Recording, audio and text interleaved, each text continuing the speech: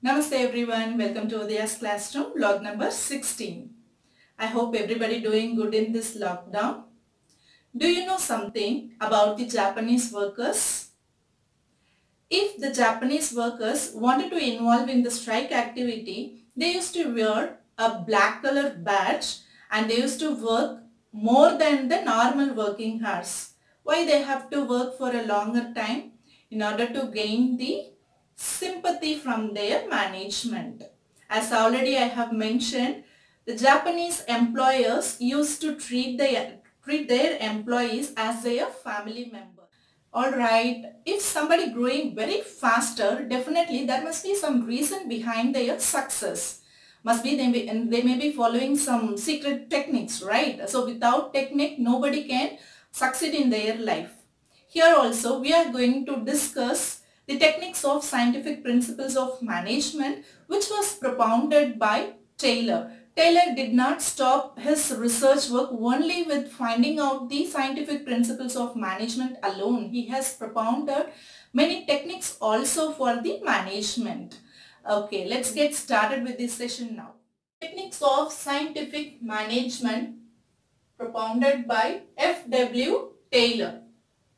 All these techniques F.W. Taylor propounded by his own experience when he was working in the Bethlehem company as a mechanical engineer. All these techniques he found through his own experience, observation and experimentation. And he has propounded 4 techniques. Number 1, functional foremanship. Number 2, standardization and simplification of work.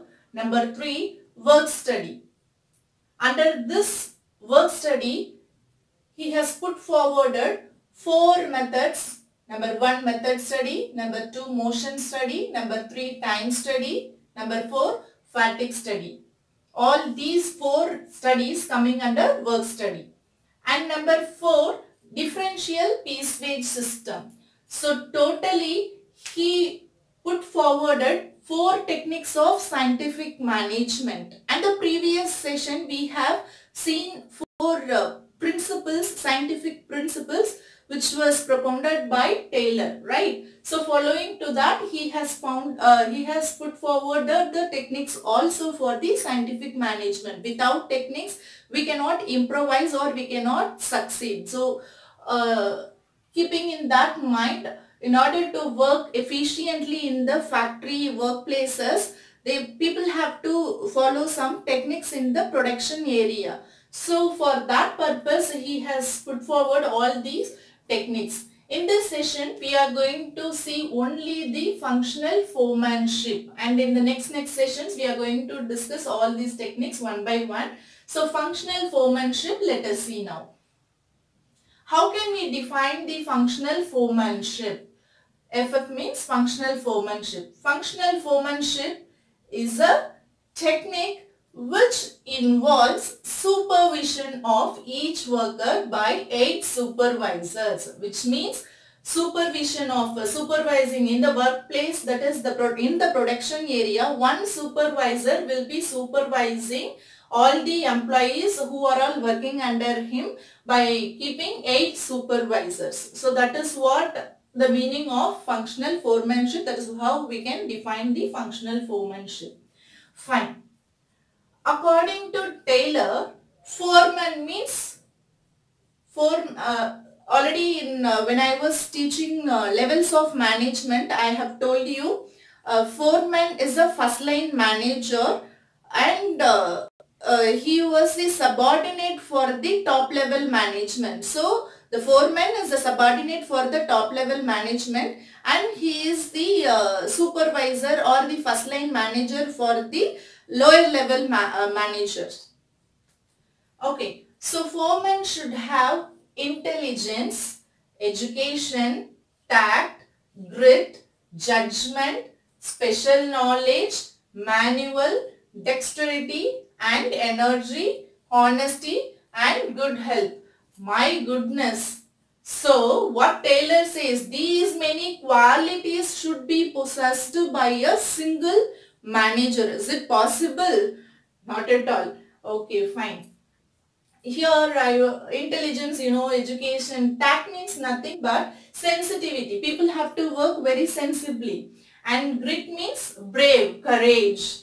Judgment, special knowledge, manual. Dexterity means nothing but people should have the quality, that is, person should have skill to perform the task even by hand. Manually also he should be ready to do the work. Energy, honesty and good health. So according to Taylor, Foreman should possess all these qualities. That is what he says. But it is not possible for a single person. So all these qualities could not be found in a single person. Okay, what can we do for that?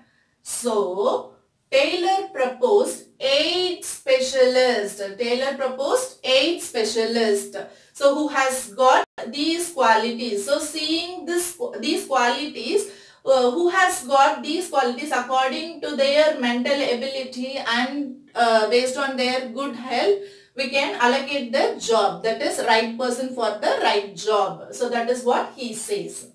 Why we need to allocate 8 specialists and categorize the work according to their knowledge, intelligence and their honesty, good health, in order to improve role in the factory setup.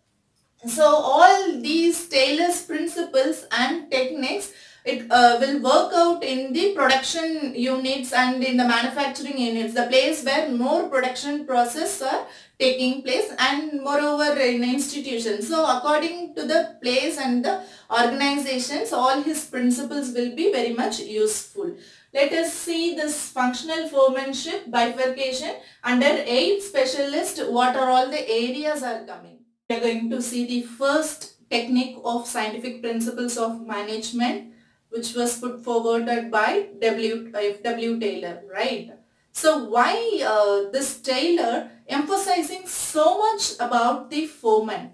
Yes, there is a strong reason behind it, because they are the direct people who has got direct contact with the workforce. So when the workforce are working in the production area, they have to get the work done by them efficiently without wasting the time and cost factor of the organization, right? So without wasting the physical resources and the human resources, the workmen have to get the job done by the people effectively and efficiently. That is the reason why Taylor emphasizing this much about the workman force.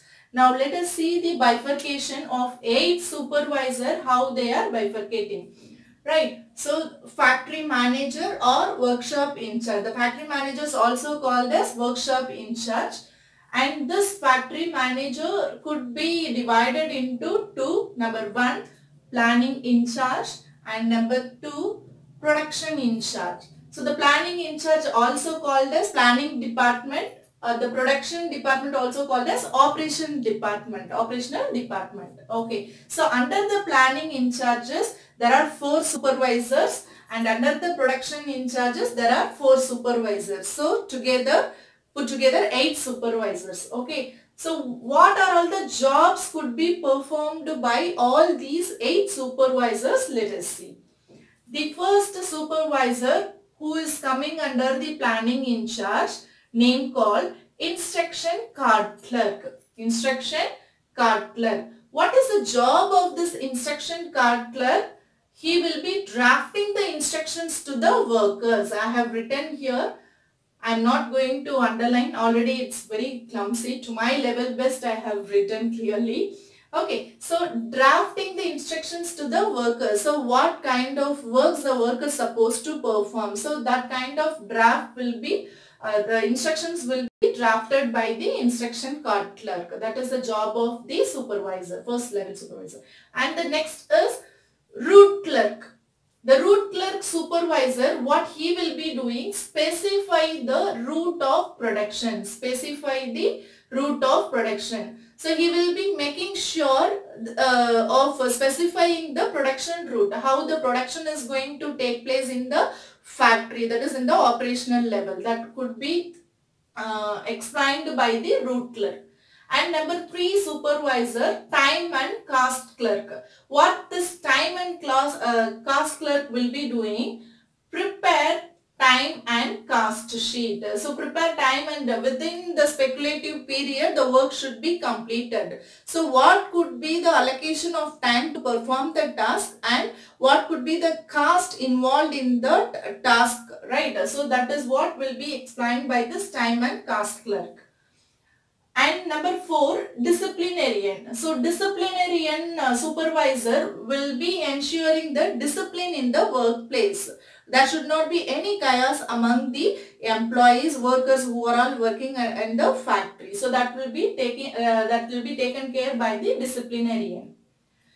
And under the production in charge, speed boss is coming. This speed boss will be ensuring that truly and accurate completion of work, whether the work has been completed within the speculative period without any flaw, right? That will be taken care by the speed boss. And next boss, gang boss. This gang boss, not like a gang master, this gang boss will be keeping the tools and machines ready to work in the factory. So the tools and machines will be there in the factories, right? Huge in size. So all the tools and machines will be kept ready by the gang boss. That is the work of this gang boss. And next boss, repair boss.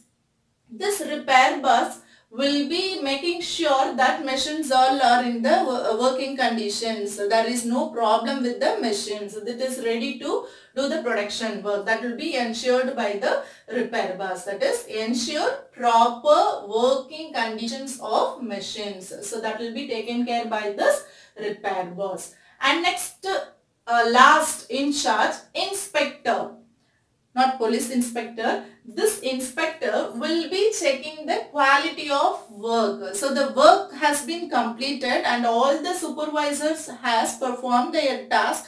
At last the quality of the work is good or not. That will be checked by this inspector. In the production unit like a bread production company or any other manufacturing company, if you take, at last once the product is ready, it will be checked up by the quality control. QCI department will be there separately. They will be checking the quality of the product, whether the quality is good and the concoctions are correct amount is mixed or not. Everything will be checked by the quality control. So that is what meant here as inspector, check the quality of work.